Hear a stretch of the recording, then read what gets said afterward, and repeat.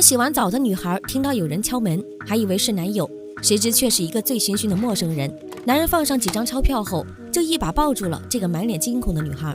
楼下的男友陈杰发现异常，立刻冲上楼，狠揍这个还没来得及提裤子的男人。在砸晕男人后，他们迅速逃离了屋子，去警局报警。陈杰和阿颖被分开做笔录。人老心不老的老鬼以外套上的血迹需要留作证物为由，哄骗阿颖脱了下来。尽管有着轻微的弱智，但阿颖还是紧紧地护住胸口。当他说出对方右手上纹着黑色五角星时，豪哥和老鬼的神色大变，因为阿颖口中的强奸犯很有可能就是他们的队长杜哥。鼻青脸肿的杜哥愤愤不平地告诉其他人，自己和往常一样付费上课，看她漂亮还额外多给了1倍小费。没想到这次被人耍了，他必须要出一口恶气。现在他要进去把没上完的课给补上。早就觊觎多时的老鬼后脚也淫笑着跟了上去。陈杰这时看到了办公桌上的照片，立刻明白过来，自己这是又进了贼窝了。他起身就往外跑，一脚踹开审讯室的门，看到的只有阿颖被摧残的一幕。陈杰拼命挣扎，大喊大叫，可双拳难敌4手，他被带到隔壁暴打一顿后，满脸是血的掉了起来。亲眼看着阿颖受难，却毫无办法。结束后，几人满口污言秽语的讨论个不停。豪哥接完一个电话后，一句话让现场的气氛顿时降至冰点。那妞不是鸡。随着一份来自福利院的传真姗姗来迟，阿颖的身份得以揭晓。她并不是什么风月女，而是一个有些弱智、刚从福利院跑出来的孤儿。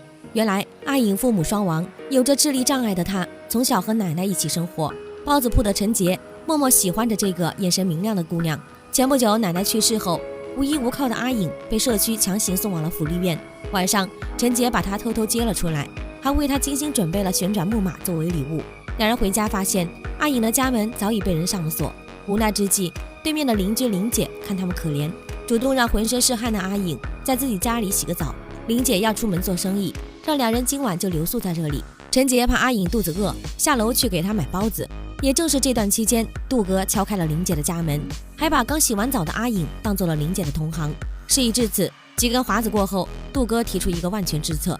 这妞弱智的，说警察轮他，谁信啊？在这帮人的统一口径下，陈杰被冠上了莫须有的盗窃罪名，以及夺枪、袭警等等一系列足以把他送进牢房的污名。陈杰百口莫辩，锒铛入狱。升职在望的豪哥以陈杰安全作为威胁，迫使阿颖把所有的真相咽进了肚子里。然而铁窗之下的陈杰正在为复仇做着准备。男人把指尖磨出了血，但这还远远不够，他要磨平自己每一个指纹。当指纹磨平之时，就是他的复仇之日。漫长的6个月终于过去，挺着大肚子的阿颖看到陈杰走出来，笑靥如花。可陈杰的眼中却只有心痛和愤怒。一帮禽兽种下了因，却要阿颖独自承受这份果。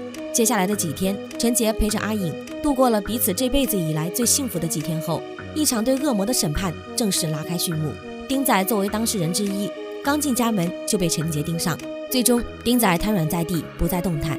2天后，一个散发着恶臭的袋子被打捞上岸，里面的东西让在场所有人干呕不止，竟然是一个刚成型的胎儿。一堆杂物中，丁仔的警官证赫然就在其中。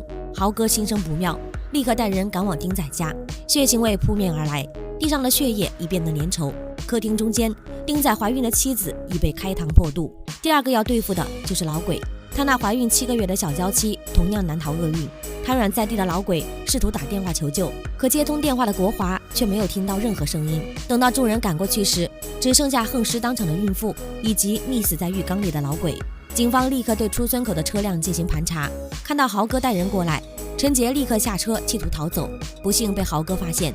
一阵狂追后，无路可逃的陈杰被逮捕。审讯室里，豪哥和国华认定这起连环杀人案一定是来自陈杰的复仇。